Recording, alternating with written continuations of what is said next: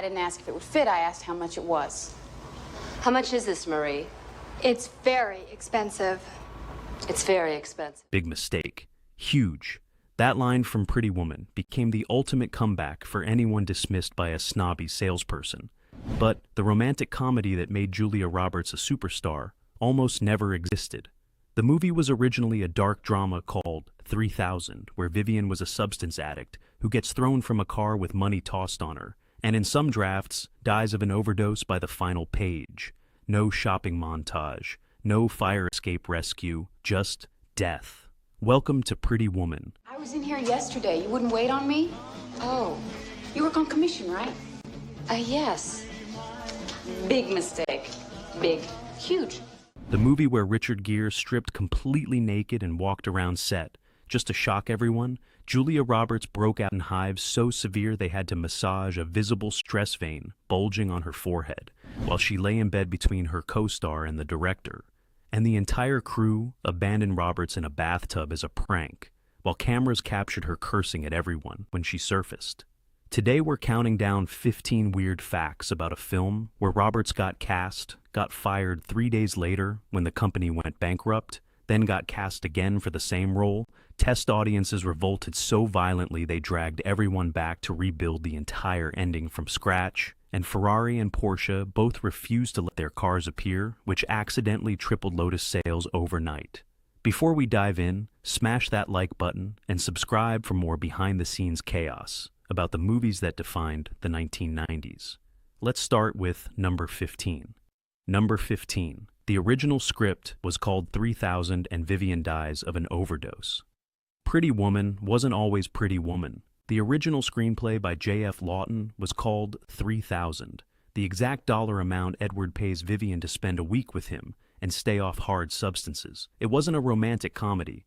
It was a brutal cautionary tale about survival in Los Angeles. Vivian was heavily addicted. Edward was a cold, borderline sociopathic corporate raider. Their relationship was purely transactional, zero romance, just money for time. I want to find Beverly Hills. Can you give me directions? Sure. For $5. It's ridiculous. Price just went up to 10. The ending was bleak. Edward shoves Vivian out of his car onto the pavement, throws the cash on top of her, and drives away. One version had Vivian and Kit on a bus to Disneyland with the money, heading toward a future slightly less terrible than the streets. But here's where it gets darker. Former Disney executive Jeffrey Katzenberg later revealed that, in one draft of the screenplay, Vivian doesn't just get abandoned. She dies of an overdose. Let that image settle while you remember the shopping montages and opera scenes.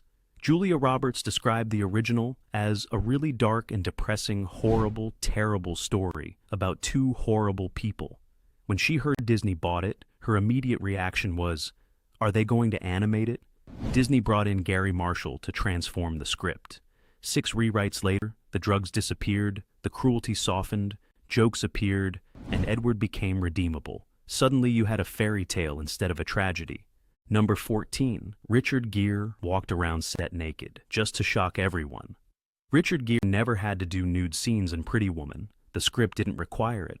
His character Edward stays clothed or partially clothed throughout the film. But Gere decided to get naked anyway, just not when cameras were rolling. One day during production, Gere stripped completely naked and casually walked around the set in front of the entire cast and crew for absolutely no reason except to shock people and get reactions. No scene called for it. No director requested it. Gere simply decided the production needed chaos and apparently concluded, I'll remove all my clothes in front of everyone, was the solution. The stunt worked perfectly. By companies that are in financial difficulty. If they have problems, you must get them for a bargain, huh? Well, The cast and crew were genuinely shocked. Gere got exactly the reaction he wanted. Then he calmly got dressed and filming resumed like nothing had happened. Here's the twist. This is the same guy who firmly refused to do actual scripted nude scenes.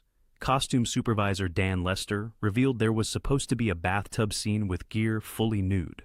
Gere shut it down immediately. I'm not doing that. This movie is not about that. I'm going to be covered, whether it's bubbles or the scene takes place outside. I'm not going to be naked in the bath. He got his way. The nude bathtub scene got completely rewritten. Then Gere turned around and got naked recreationally when nobody asked, just to disturb his coworkers. It's peak Richard Gere energy, refusing nudity when professionally required for the script, then voluntarily stripping for a practical joke when absolutely nobody requested it. Number 13. Julia Roberts' stress vein was massaged by two men in bed. Julia Roberts had never filmed intimate scenes before Pretty Woman. She was 23 years old, attempting emotionally vulnerable work with Richard Gere for a major studio production. Her body physically rebelled in multiple visible ways. During the love scene, Roberts got so stressed that a vein became noticeably bulging on her forehead. Cameras could see it pulsing.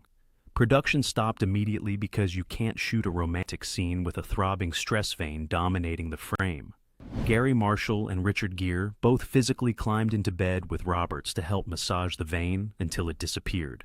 Marshall later described the surreal experience of directing from literally inside the bed with his two stars, rubbing his actress's forehead while trying to keep the movie on schedule. But the vein was just the beginning. Roberts also developed a full-blown case of hives during filming. Her skin broke out in raised, itchy welts across her body from anxiety and stress. Production had to apply calamine lotion and wait for the breakouts to fade before cameras could roll again. This was 1989. Intimacy coordinators didn't exist. Time problem is a major issue with you. Why don't we just get through that right now? Great, let's get started.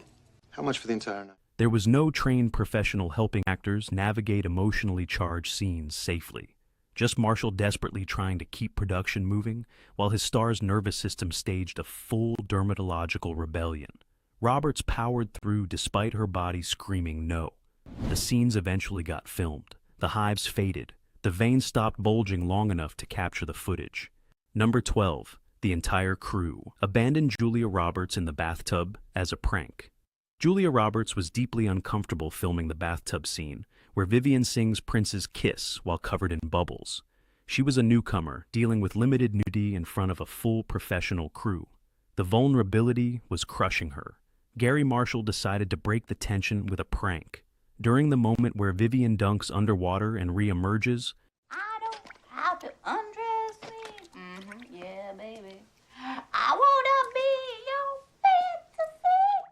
Marshall had a plan. While Roberts was submerged beneath the bubbles, holding her breath, Marshall silently signaled everyone to flee. The entire crew evacuated. Sound crew, lighting crew, assistants, producers. Everyone except the cameraman kept rolling. When Roberts surfaced expecting dozens of people watching, she found herself completely alone in an empty room with one guy and a camera. Roberts immediately started screaming and laughing. The blooper reel captured the moment perfectly. You can hear her yelling and cursing at everyone as she realized what Marshall had done. The tension shattered instantly. Marshall's prank worked exactly as intended, but the bathtub created an additional disaster nobody anticipated. Roberts spent so much time in the water across multiple takes that the detergent in the bubble bath completely stripped all the red dye out of her hair. Production had to do emergency hair dye repairs at 10 o'clock at night because Roberts' signature red had faded to disaster. The bathtub scene that was supposed to be simple turned into an all-day ordeal involving pranks, profanity, abandoned sets, spontaneous laughter, and midnight emergency salon work. Number 11. Test audiences revolted and Disney rebuilt the ending. That final scene where Edward climbs the fire escape with roses, conquering his fear of heights to declare love, feels like the only way Pretty Woman could possibly end. Originally, that entire sequence didn't exist. The movie just stopped. In the early cut, Edward pays Vivian. They say goodbye. That's it. No limo circling back. No, she rescues him right back speech. No climbing rusty metal while terrified. One version literally ended with Vivian and Kit on a bus to Disneyland with the cash. Roll credits. Disney showed this version to test audiences, and the reaction was catastrophic. People had just watched two emotionally closed people spend 2 hours melting each other's defenses, and the movie basically said, "Thanks for attending. Drive safely." The feedback cards might as well have screamed, "Why did you stop the movie?" Audiences didn't want realism or ambiguity. They wanted romance. They wanted grand gestures. They wanted something bigger than, well, good luck with your life. Disney panicked. The cast got called back months after filming wrapped. A fire escape set was built from scratch. An entirely new ending was written and shot. So what happened after? He climbed up the tower and rescued her. She rescues him right back. Gary Marshall later admitted that by that point, they'd stopped making a gritty drama. They were making a fairy tale, and the original ending belonged to a completely different film. The test screening disaster forced Disney to spend additional money and time completely rebuilding the climax. Without those angry audiences refusing to accept the ending, Pretty Woman limps out on a shrug and gets forgotten by 1992. Number 10. Julia Roberts got fired 3 days after being cast. Julia Roberts was cast as Vivian in the original 3000 production. She was 21 years old, with almost nothing on her resume except Mystic Pizza and the unreleased Steel Magnolias. Roberts won the role and celebrated for exactly 3 days. Then the production company behind 3000, Vestron Pictures, went completely out of business over a single weekend. Friday, she had a starring role in a major film. Monday morning, she was unemployed, and the project was dead. The script eventually landed at Disney's Touchstone Pictures. Disney brought in Gary Marshall to transform the dark material into something lighter. When Marshall came aboard, Roberts had to audition all over again for the role she'd already won once. We're gonna have dinner. Oh, don't sit out there, dear. You're gonna go out? Dinner? Mm-hmm. Well, you'll need a cocktail dress then. Disney executives were firmly against casting Roberts. Too unknown, too risky, too unproven. The role was offered to Michelle Pfeiffer, turned it down, didn't like the tone. Daryl Hannah refused, calling it degrading. Meg Ryan passed. Molly Ringwald passed. Diane Lane got to costume fittings before scheduling killed the deal. Every A-list actress either couldn't do it or wouldn't touch it with a 10-foot pole. Roberts was the last woman standing. Disney cast her again, for the second time in the same role she'd already been hired for and fired from through absolutely no fault of her own. The bankruptcy that killed her job led directly to her getting rehired for a transformed version that made her one of Hollywood's biggest stars. And here's the firing irony. Losing the role because the company collapsed became the best thing that ever happened to her career. Number 9. Julia Roberts convinced Richard Gere to take the role with a post-it note. Richard Gere turned down Pretty Woman repeatedly. He thought Edward was boring. You could put a suit on a goat and put it out there and it would work, Gere said. He didn't see a character worth playing, just a wealthy guy and expensive tailoring. Gary Marshall desperately wanted Gere. Marshall had considered Christopher Reeve, Daniel Day-Lewis, Kevin Kline, Denzel Washington, Albert Brooks, Sylvester Stallone, Al Pacino, Burt Reynolds all turned it down. Pacino did a full casting reading with Roberts before rejecting it for The Godfather Part 3. Marshall needed Gere specifically. He believed chemistry between Gere and Roberts would transform the movie. So Marshall flew Roberts to New York to Gere's apartment to test if they had a spark. Marshall introduced them, then immediately left. You see this young lady over here? Yes. Do you have anything in this shop as beautiful as she is? Oh, yes. Richard, Julia, Richard, I'll see you later. And he walked out. Gere recalled, I was so mesmerized I don't remember Gary. I only remember this girl. They talked, they flirted. Marshall called from the bathroom asking how it was going. While Gere was on the phone saying, yeah, Roberts grabbed a post-it note and started writing. She turned the note around and slid it across the desk to Gere. It said, please say yes. Gere looked at the note, looked at Roberts, and told Marshall on the phone, I just said yes. That post-it note closed the deal. One handwritten plea from an unknown actress to a hesitant movie star created one of the most iconic romantic pairings of the 1990s. Number 8. Hector Elizondo hit Gary Marshall in the face with a basketball. The partnership between Gary Marshall and Hector Elizondo became one of Hollywood's most enduring collaborations. Elizondo appeared in all 18 films Marshall directed over 34 years. The partnership started with violence. In 1979, Marshall was playing basketball. Elizondo was also playing basketball. Elizondo threw a terrible pass that hit Marshall directly in the face. Most people would get angry. Marshall looked at Elizondo and said, that's a bad pass, but you're a terrific actor. I have a movie for you. From that moment forward, Elizondo appeared in every single Gary Marshall film. Young Doctors in Love, The Flamingo Kid, Overboard, Beaches, Pretty Woman, Frankie and Johnny, The Princess Diaries films, Valentine's Day, Mother's Day, all 18 films across 34 years. Marshall refused to make movies without Elizondo. Getting hit in the face with a basketball created a partnership that lasted until Marshall's death in 2016.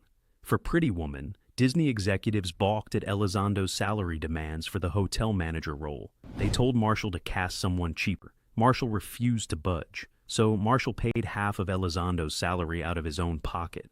Marshall took a direct financial hit to his director fee because he believed in Elizondo that strongly. I'd like you to do a favor for me, please. I'm sending someone over. Her name is Vivian. She's a special guest. Disney watched early footage, realized they'd made a mistake, and reimbursed Marshall after seeing how perfect Elizondo was. Elizondo's Barney could have been forgettable. Instead, he became the quiet insider who decides Vivian deserves a shot. Functionally, her fairy godfather, steering her through a world designed to reject her. Number 7. Ferrari and Porsche refused product placement, which tripled Lotus sales overnight. The production needed a high-end sports car for Richard Gere's wealthy character, something screaming money, power, Beverly Hills sophistication. The obvious choices were Ferrari or Porsche, the most recognizable luxury performance brands worldwide. Producers approached Ferrari with a product placement opportunity. Ferrari said absolutely not. They refused to associate their brand with a film about a businessman hiring a woman on Hollywood Boulevard. Ferrari's image mattered more than free advertising. Porsche received the same request and gave the same answer: a hard no. Porsche was especially strict after unauthorized use of their 928 in Risky Business, where Tom Cruise's character uses the car during questionable activities. Porsche wouldn't make that mistake twice. Producers started considering American cars. Then production assistant Sandy Isaacs suggested, maybe a Lotus Esprit will work. The producer had never heard of Lotus. Lotus Cars saw the opportunity immediately and supplied a silver 1989 and a half Esprit SE for filming. The car became integral to the plot. Vivian identifies it instantly, gushes about performance specifications, reveals she's secretly a car enthusiast reading Road and Track. Lotus's gamble paid off spectacularly. Their North American sales tripled in 1990 to 91 directly because of Pretty Woman. One product placement in a hit film transformed their entire business overnight. Meanwhile, Ferrari and Porsche got zero benefit from refusing. They protected their brand image and missed the biggest product placement opportunity of the year, while their lesser-known competitors' sales exploded. Number 6. Rodeo Drive stores. Refused to film, then became tourist traps. The shopping humiliation scene on Rodeo Drive works perfectly because you know revenge is coming. Vivian gets sized up, dismissed, basically escorted out for not looking expensive enough. That scene resonates because the attitude was barely exaggerated from reality. It's very expensive. Look, I got money to spend in here. I don't think we have anything for you.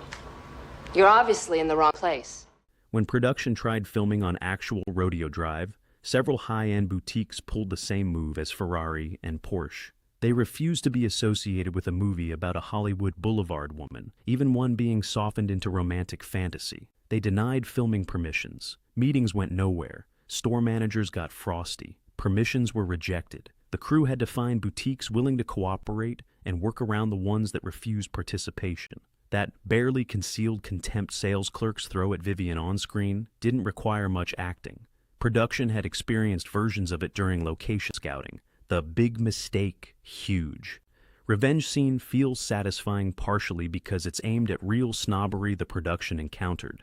They turned the actual attitude from that street into a full revenge fantasy with shopping bags.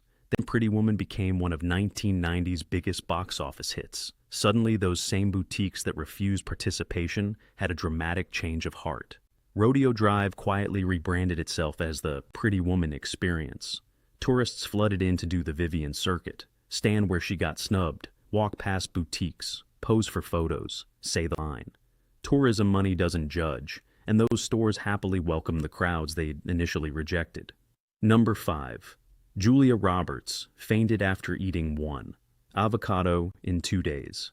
Pretty Woman transformed Julia Roberts from unknown to global superstar overnight. The production schedule and sudden pressure created physical consequences that manifested during a late-night shoot. Julia Roberts fainted on set. She completely collapsed during filming. Production stopped immediately while everyone figured out what was wrong. Exhaustion, illness, stress from becoming famous while still shooting the movie, making her famous. The crew investigated what Roberts had eaten recently. Took the liberty of ordering everything on the menu. I didn't know what you'd like. Thanks. All right? Good. They discovered that in the previous 48 hours, Roberts had consumed almost nothing except one single avocado. That's it. One avocado across 2 full days of physical work under hot lights on a demanding schedule. Gary Marshall immediately intervened and essentially force-fed Roberts tuna fish. Production couldn't continue until their star had actual food in her system and could stand upright without passing out. This was yet another sign Roberts was struggling with leading a major studio film while dealing with sudden attention. Between the hives, the stress veins, the fainting, and showing up tired, Roberts's body kept sending distress signals she was overwhelmed, but she kept showing up, kept working, kept delivering the performance that would make her one of Hollywood's most bankable stars for 3 decades. The combination of stress-induced hives, visible forehead veins requiring massage, and fainting from apparent malnutrition paints a picture of someone whose body was actively rebelling against what was happening. And here's the wellness irony. The film that launched Roberts to superstardom and made her America's sweetheart nearly destroyed her through stress, anxiety, and what appears to be severely disordered eating during production. Number 4. The famous jewelry box. Scene was a prank shot for the blooper reel. The moment where Richard Gere snaps the jewelry box shut on Julia Roberts' fingers became one of Pretty Woman's most iconic scenes. That surprise laugh and genuine yelp is what everyone remembers. It wasn't supposed to be a movie at all. Gary Marshall noticed Roberts would sometimes arrive on set tired after late nights. The then 23-year-old was experiencing sudden fame and occasionally partied. Marshall told Gere, "You gotta wake her up a little." For the scene where Edward presents the necklace, Marshall gave Gere specific instructions. When she reaches for the box, slam it shut. It was a soft box. I would never hurt her. Marshall wanted the prank for the gag reel, the collection of outtakes and mistakes never making the final cut. Gere snapped the box on Roberts' fingers. Her reaction was completely genuine, pure surprise. She yelped, then exploded into that unfiltered laugh that became her trademark. No character work, no rehearsal, just Julia getting ambushed on camera. Marshall watched playback and knew they'd never top that moment. He threw out the scripted take and kept the prank. What was supposed to be a blooper became one of the defining shots of the entire film. That unscripted moment appears in every trailer, every promotional clip, every retrospective about Pretty Woman for 3 decades. The necklace itself was worth $250,000 and required a security guard on set protecting it. But the most valuable thing captured wasn't the $250,000 jewelry, it was Roberts' genuine surprise. Number 3. The iconic poster. Is a complete lie, that's not Julia Roberts' body. Look at the Pretty Woman promotional poster. Julia Roberts in a blue dress, Richard Gere behind her. The image that sold millions of tickets worldwide. That's Roberts' head. From the neck down, that's someone else entirely. The body on that poster belongs to Shelley Michelle, Roberts' body double. Someone at Disney looked at promotional photography and decided Roberts' actual body wasn't poster-worthy enough. So they hired Michelle, photographed her in the dress, then digitally grafted Roberts' head onto Michelle's body.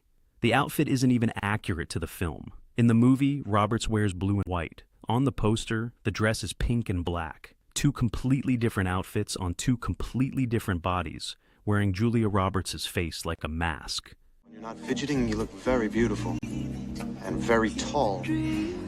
Shelley Michelle also served as Roberts' body double for certain scenes in the actual film. Shots requiring more revealing positions used Michelle instead of Roberts, who was uncomfortable with extensive exposure. Richard Gere got the Photoshop treatment too. In the actual movie, Gere's hair is naturally gray, almost silver in certain lighting. On the poster, his hair is jet black. Someone decided promotional materials needed Gere looking younger, so they digitally dyed his hair to not match anything audiences would see in theaters. The 2 people selling the movie on that poster are technically not the two people in the movie. One's a head transplant, the other got a digital salon visit. The most iconic image from Pretty Woman is a photoshopped lie from head to toe. Number 2. Gary Marshall paid Hector Elizondo's salary from his own pocket. Gary Marshall cast Hector Elizondo in every project he directed. Marshall considered Elizondo his good luck charm and absolutely refused to make films without him. For Pretty Woman, Marshall wanted Elizondo as hotel manager Barney Thompson. Disney executives looked at Elizondo's salary demands and said no. Too much money for a supporting role. They told Marshall to cast someone cheaper. Marshall refused to budge on Elizondo. The studio wouldn't meet his price. And what is your name, miss? What do you want it to be? Don't play with me, young lady. Vivian. Thank you. So Marshall solved the problem by cutting Disney a deal. They'd pay part of Elizondo's salary. Marshall would personally pay the rest out of his own director fee. Marshall took a direct financial hit to his own compensation because he believed in Elizondo that strongly. He literally paid money from his own pocket to hire an actor the studio thought was too expensive. Disney executives watched early footage of Elizondo's performance and immediately realized they'd made a massive mistake. Elizondo was perfect. His chemistry with Roberts was exactly what the film needed. Barney became one of the movie's most beloved characters. Disney reimbursed Marshall for every dollar he'd paid out of pocket. Once the studio saw how effective Elizondo was in early footage, they admitted Marshall had been right and paid him back completely. Elizondo's role could have been a standard hotel manager enforcing rules. Instead, he played Barney as the quiet insider who decides Vivian deserves a chance, steering her through a world designed to reject her. Number 1. Gary Marshall. Tickle Julia Roberts' feet to make her laugh. In the scene where Vivian lies on the floor watching I Love Lucy, Julia Roberts is supposed to be genuinely laughing at the television. The problem? Roberts wasn't finding the I Love Lucy episode funny enough to produce the authentic laughter Marshall needed on camera. Marshall needed a real laugh, not acting, not performance. A genuine, uncontrollable reaction that would sell the moment. He couldn't get it from whatever was playing on the TV screen. So Marshall got down on the floor next to Roberts, positioned himself completely out of camera range, and started tickling her feet while camera rolled. Roberts couldn't hold it together. Her laugh in that scene isn't a reaction to I Love Lucy at all. It's Roberts trying not to kick her director in the face while he ambushes her feet.